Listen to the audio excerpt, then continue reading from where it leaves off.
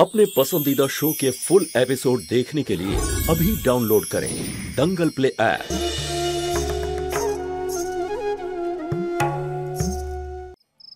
আজকের কথা ছাড় মিনাল, আমি যবে মুম্বাই থেকে ফিরেছি জ্যোতি আমার সমস্ত কথা অমান্য করেছে। দীপাবলির দিনে আমি একটা কাজের লোক রেখেছিলাম, কিন্তু ও আমাকে জিজ্ঞেস না করে তাকে বার করে দিল। আমি কি আমার বাড়িতে কোনো সিদ্ধান্ত নিতে পারবো না? সেরকম ব্যাপার নয় মা, হতে পারে যে দেখ, ভুল একবারই হয়, কিন্তু জ্যোতি তো মনে মনে ঠিক করেই নিয়েছে আমার বিরুদ্ধে যাওয়ার। সত্যি বলছি রে, যদি আমার পঙ্কজের চিন্তা না থাকতো তাহলে। মা দেখো, আমি তোমাকে একটা কথাই বলতে পারি, তুমি এই সব ব্যাপার নিয়ে বেশি না ভাবলেই ভালো হয়। ভুলে যাও না এই সব কিছু। কি ভুলবো আমি? এই সব কিছুতে বিরক্ত হয়ে আমি মুম্বাই চলে গিয়েছিলাম। এখানে দাদা আর দিদির সাথে এত বড় ঘটনা ঘটে গেল, আর জ্যোতি প্রয়োজনই বোধ করলো না আমাকে একটা ইনফর্ম করার।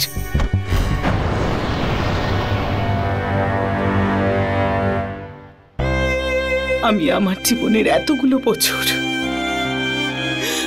এই পরিবারটাকে বেঁধে রেখেছি, আর আজ ওই জ্যোতি এসে আমারই বাড়িতে আমাকে পর করে দিয়েছে। সত্যি মিনাল, আমি না এই বাড়িতে নিজেকে লোনলি ফিল করছি। মা, আমার মনে হয় তুমি সামান্য একটা ব্যাপারকে বড় করে দেখছো। আমি মানছি জ্যোতি বৌদি কিছু ভুল করে ফেলেছে, কিন্তু ওনার উদ্দেশ্য এই পরিবারের কাউকে বা তোমাকে দুঃখ দেওয়ার ছিল না। মা, তুমি চলে যাওয়ার পরে উনি এই বাড়ির সব দায়িত্ব খুব ভালো করে পালন করেছেন, আর তোমার এইরকম ব্যবহারে কিছুই ঠিক হবে না মা, বরং সম্পর্কে আরো তিক্ততা সৃষ্টি হবে। ব্যাস, উদয় অনেক হয়েছে। তুই মাকে দোষ দিচ্ছিস আর জ্যোতি বৌদির পক্ষ নিচ্ছিস। না দি, আমি সেটা বলতে চাইনি। আমি তো শুধু মাকে। কি বলতে চাইছিস? তুই কতদিন চিনিস জ্যোতি বৌদিকে? আজ পর্যন্ত মায়ের মুখের ওপরে কোনো কথা বলিনি, আর তোর লজ্জা করছে না মায়ের সাথে এভাবে তর্ক করতে? ইনফ্যাক্ট আমারও এটা এখন মনে হচ্ছে যে এই বাড়িতে যা যা খারাপ ঘটছে সেটা জ্যোতি বৌদির জন্য হচ্ছে। উদয়, আমিও কিন্তু একটা বাড়ির বউ, আর বউদের কর্তব্য যে নিজের শ্বশুর বাড়ির নিয়ম কানুনের সঙ্গে নিজেকে মানিয়ে নিয়ে চলা। কিন্তু এখানে তো সব অন্যরকম চলছে। বৌদির তো এইসব নিয়ে কোনো মাথা ব্যথাই নেই। ওখানে উনি সোশ্যাল ওয়ার্ক করছেন, একজন অন্য মহিলার সঙ্গে হসপিটালে বসে আছেন, কিন্তু এতে ওনার কোনো মাথা ব্যথাই নেই যে ওনার পরিবারের লোক, ওনার স্বামী ওনার জন্য অপেক্ষা করে বসে আছে। বিয়ের মানে এটাই নাকি? আমার এটা মনে হয়েছিল যে জ্যোতি বৌদি পঙ্কজ দাদার জীবনে আলো নিয়ে আসবে, কিন্তু না, উনি আমার দাদার জীবনটা আরো অন্ধকার করে দিয়েছেন। আমাদের মতো সাদাসিধে লোক পেয়েছে তো এখানে, সেটারই না সুযোগ নিচ্ছেন উনি, বুঝেছিস? যদি আমার শ্বশুর বাড়িতে আমি এরকম করতাম না, তাহলে জানিস না আজকে কত কিছু ঘটে যেত, তুই ভাবতেও পারবি না।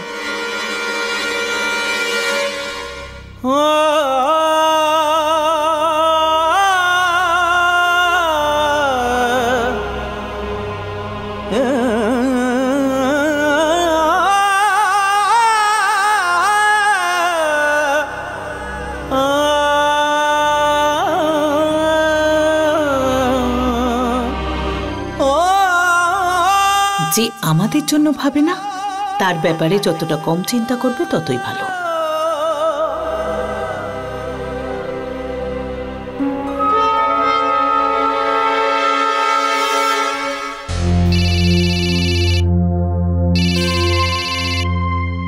হ্যালো জ্যোতি। হ্যাঁ পঙ্কজ, আমি আজ পর্যন্ত তোমার সব কথা শুনেছি, সব সময় তোমার সঙ্গে থেকেছি, আমি কোনোদিন তোমায় কিছু বলিনি। আর এসব কিন্তু আমি মহান হওয়ার জন্য করিনি। আমি এটা ভালো করে জানি যে এটা একজন স্বামীর কর্তব্য, কিন্তু আজকে এত শুভ একটা দিনে তুমি একজন স্ত্রী আর একজন বৌমার দায়িত্ব পালন করতে অক্ষম হয়েছো। ছোট মা খুব রেগে আছেন তোমার ওপর, আর আমি আজ প্রথমবার কোনো প্রতিবাদ করিনি, কারণ আমি জানি আজ সবাই ঠিক বলছে। তুমি আমাকে আর আমার পরিবারকে খুব কষ্ট দিয়েছো আজ। আমি তোমার কাছে এটা আশা করিনি। পঙ্কজ, আমি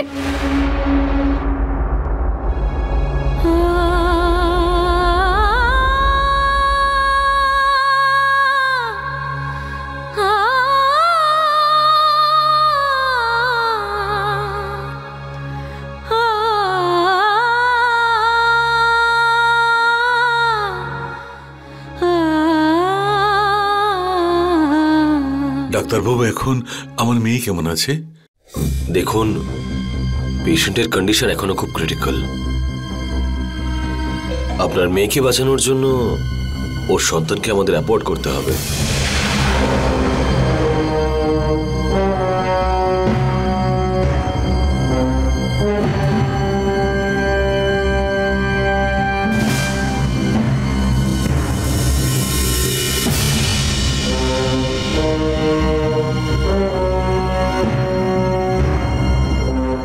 সেই জন্য আপনাদের পরিবার থেকে যে কোনো একজনকে এই ফর্মে সাইন করতে হবে।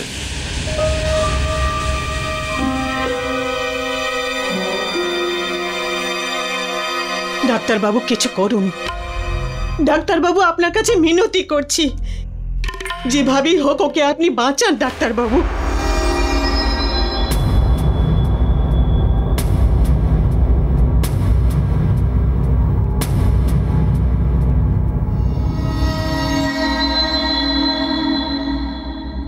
মা তুমি তুই চুপ কর। ডাক্তারবাবু ইচ্ছে করলে সবকিছু পারেন। ডাক্তারবাবু কিছু একটা করুন আপনি।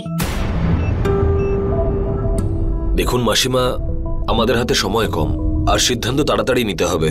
যদি আমরা সন্তানকে বাঁচানোর সিদ্ধান্ত নিই তাহলে ওর মায়ের জীবনও যেতে পারে।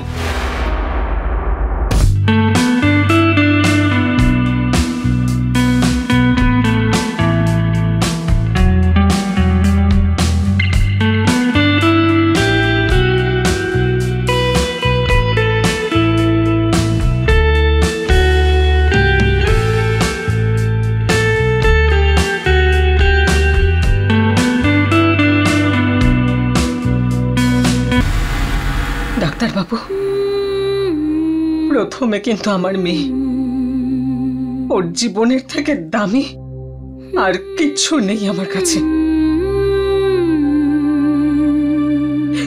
আপনি কারোর কথা শুনবেন না, আমার মেয়ের জীবনটা বাঁচান।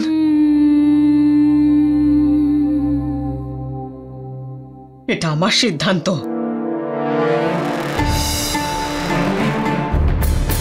একজন মায়ের সিদ্ধান্ত।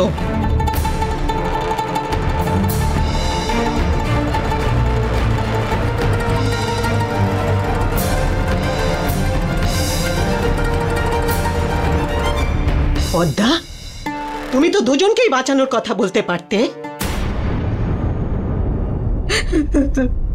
না মা, আমি প্রথমেই অনেক বড় ভুল করেছি।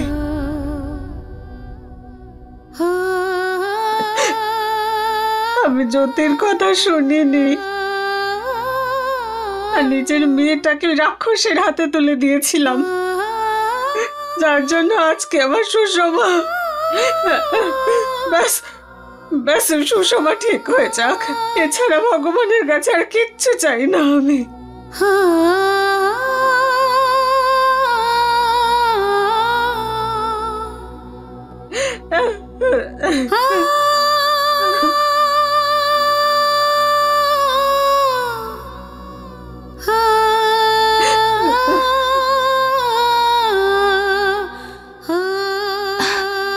দিদি, অনেক দেরি হয়ে গেছে, তুই বাড়ি যা।